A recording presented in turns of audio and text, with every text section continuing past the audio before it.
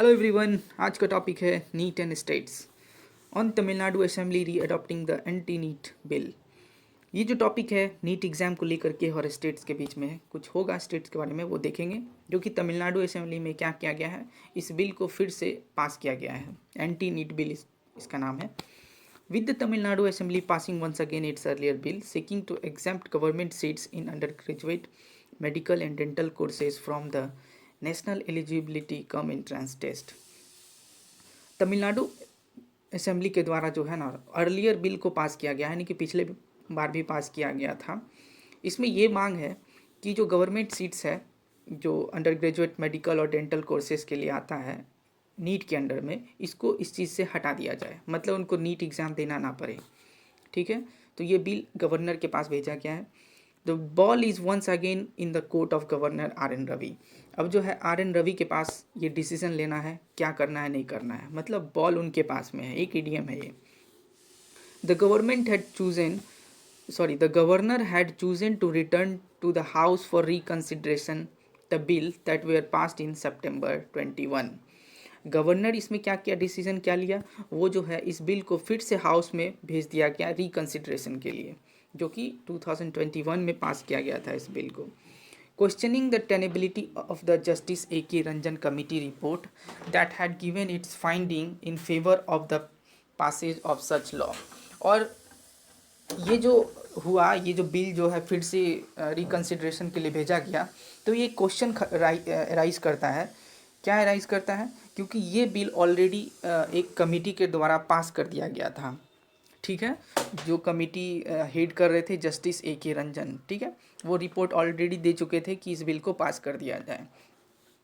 DMK resume, जो DMK government है वहाँ का तमिलनाडु का, has thrown down the gauntlet as the constitution is clear as far as the governor course of action is concerned। यहाँ पे DMK government के द्वारा जो है मतलब एक थ्रोन डाउन गंटलेट का मतलब होता है यहाँ पे चैलेंज करते हैं, मतलब गवर्नर को, कि ये जो चीज़ है कोर्स ऑफ एक्शन जो हुआ है अभी, ये कंसर्न वाली बात है, चिंताजनक बात है, क्योंकि गवर्नर को इसमें ऐसा कुछ डिसीजन नहीं लेना चाहिए था। ठीक है, if the bill is presented to him again mister Ravi is constitutionally bound to grant assent. अगर बिल फिर से गवर्नर के पास जाता है तो वो जो है उनको देना ही पड़ेगा, मतलब हाँ कहना ही पड़ेगा। ठीक है, क्योंकि वो कॉन्स्टिट्यूशनली बाउंड है इस चीज़ को करने के लिए। It is a matter of speculation whether the bill will obtain presidential nod, but the episode raised a question whether the governor could not have avoided the current situation by reserving the bill for presidential instead of returning it। तो यहाँ पे author के द्वारा ये कहा गया है कि ये जो अभी हुआ ये तो चिंताजनक बात है ही, और इसमें हम स्पेकुलेशन नहीं कर सकते हैं, क्योंकि ये आप जो है वापस नहीं भेज सकते, आप इसको डायरेक्ट प्रेसिडेंशियल के पास भेजिए, क्योंकि आपका यही काम है, और ये क्वेश्चन भी इसके कारण रेज करता है। ठीक है, after all this is clearly a bill that requires the president's acceptance. ये सब होने के बावजूद भी ना ये बिल जो है ना, मतलब प्रेसिडेंशियल एक्सेप्टेंस इसमें ज़रूरी है, हस्तक्षेप करना ही पड़ेगा। The exemption from NEET is in conflict with the central law that makes it mandatory and therefore can only be saved by president's assent।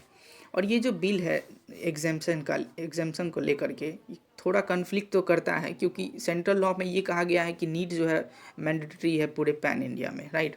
तो इसमें जो है प्रेसिडेंट का हाँ बहुत ज़रूरी है। Regardless of the bill merits the governor should delay the matter no further.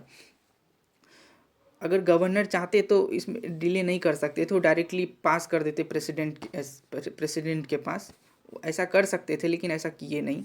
The original intent of the constitutional maker was that the governor under article 200 ought to have no discretion. जो constitution का जो original intent है, जो core है, उसमें कहा गया है आर्टिकल 200 में कि गवर्नर के पास ऐसा कोई पावर नहीं है कि वो डिस्क्रिशन कर सके, मतलब भेदभाव कर सके, वो अपने से कुछ डिसीजन ले सके कि इसमें बिल में कुछ प्रॉब्लम है नहीं है। उनका बस काम है कि इस बिल को पास कर देना प्रेसिडेंट के पास, right. Save in this case of law that undermine the position of high court which he is bound to reserve for president's consideration. हाँ वो तो बता दिया. However, the governor's rare use of discretion to question the desirability or validity of a bill and ask for reconsideration is now a matter of constitutional practice. ये सब के बावजूद जो है ना, ये कब मतलब जो बिल का वैलिडिटी है और इसको कंसिडरेशन करना, ये एक कॉन्स्टिट्यूशनल प्रैक्टिस बन चुका है अभी के टाइम में. Some parts of the governor's communication to the Legislative Assembly Speaker seem to suggest that Mr. Ravi disagree with basis for the bill. जो यहाँ पे ऑथर के द्वारा ये कहा गया है, या तो गवर्नर इस बिल को सही से समझ नहीं पाए, मतलब बेस ही नहीं समझ पाए हैं, जिसके कारण वो डिसएग्री करते हैं इस बिल को. Even though he is not wrong in highlighting a supreme court decision in favour of NEET. और ये गलत भी नहीं है क्योंकि सुप्रीम कोर्ट के द्वारा ये कहा गया है कि नीट जो है वो तो मैंडेटरी है ही. It is not generally desirable for the governor to seek to match with the legislature wisdom on social inputs that inform policy. लेकिन एक बात है, गवर्नर को इस चीज़ में मतलब इंटेलिजेंस को मैच नहीं करना चाहिए. विट्स का मतलब होता है इंटेलिजेंस. उनको इंटेलिजेंस मैच नहीं करना चाहिए क्योंकि ये बिल जो है ना, मतलब क्या कहते हैं, मिनिस्टर्स के द्वारा पास किया जाता है, ठीक है, बहुत कुछ सोच समझ करके. तो यहाँ पे गवर्नर का ये रोल नहीं है कि आप इसको मैच करिए, मतलब इस बिल को पूरी तरह से फिर पास कीजिए. उनका बस काम ये है कि बिल आपके पास आया, आप क्या करेंगे, आप फॉरवर्ड करेंगे प्रेसिडेंट्स के पास. It will be useful to recall that the Sarkaria commission on centre state relation observe that the governor should not act contrary to the advice of Council of Minister merely because he did not like the policy embodied in the bill. यहाँ पे author जो है criticise कर रहा है governor को कि ये याद दिलाते हैं जो सरकारिया कमीशन है सेंट्रल स्टेट रिलेशन का, उसमें याद दिलाते हैं जो गवर्नर है वहाँ पे वो एडवाइस नहीं दे सकते हैं कोई भी बिल पे, क्योंकि ऑलरेडी वो बिल जो है ना मिनिस्टर्स के द्वारा पास किया जाता है बहुत सोच विचार करके, ठीक है. The attention will now be on whether the NEET exemption bill will pass muster. अब यहाँ पे जो मेन फोकस है कि ये जो नीट के लिए एग्जाम्शन मांगा जा रहा है तमिलनाडु के द्वारा, ये पास होगा या नहीं होगा, ये एक मतलब फोकस है, होना चाहिए. For one thing the exemption may not be a solution to problem of government school students not making it to MBBS course is sufficient numbers.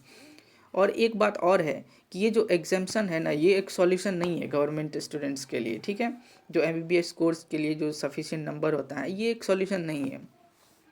The situation prior to the introduction of NEET was no better. अगर हम पहले की बात करें, NEET से पहले की बात करें तो सेम सिचुएशन था. However, the issue of NEET being a barrier to access is genuine. और ये भी कहा जा रहा है ये जो नीट के कारण है ना, बच्चों सब का थोड़ा एक बैरियर बन चुका है. जो बच्चा जेन्युइन है उनको मिलना चाहिए, वो कहीं ना कहीं एक बैरियर बना हुआ है. There is no doubt that the mandatory nature of NEET on pan-India basis undermine the role of state governments in medical education. और ये भी नहीं कहा जा सकता है, मतलब ये भी हम उस पर क्लेम नहीं कर सकते हैं क्योंकि नीट जो है पैन इंडिया बेसिस पे मैंडेटरी है, ठीक है. As the main delivers of public health, the state cannot be denied a say in who joins medical course in government college. और लास्ट में ये कहा गया है कि जो पब्लिक हेल्थ के लिए जो है ना, ज़्यादातर स्टेट्स ही रहते हैं, तो उनका भी हक है कि मतलब वो अपना प्रस्ताव दे सकते हैं, ठीक है. जो मेडिकल कॉलेज में एडमिशन लें उनका भी हक है बोलना, कुछ चेंजेस लाना. तो इसी चीज़ को लेकर के है. आपको शॉर्ट में अगर बताऊं तो इसमें एक्चुअली में हुआ क्या है, जो नीट और स्टेट्स के बीच में जो चल रहा है ना, मतलब तमिलनाडु असेंबली क्या किया है, एक बिल पास कर दिया है, गवर्नर के पास किया. गवर्नर क्या किया, उसको गवर्नर को प्रेसिडेंट के पास भेजना था, लेकिन वो भेज ना करके वापस असेंबली में भेज दिया गया. ये चीज़ गलत है. इसलिए गलत है क्योंकि आर्टिकल 200 में ये कंफर्म बताया गया है कि गवर्नर का ऐसा कोई रोल नहीं होता है कि आप इसको चेक करें नहीं करें. मतलब उनका बस रोल है कि बिल आए आप उसको पास करें प्रेसिडेंट्स नोट के लिए, ठीक है. तो इसी चीज़ पे थोड़ा सा गवर्नर को क्रिटिसाइज़ किया गया है ऑथर के द्वारा. ओवरऑल यही था पैसेज. अगर आपको पसंद आए तो प्लीज़ सब्सक्राइब कर दीजिएगा चैनल. धन्यवाद.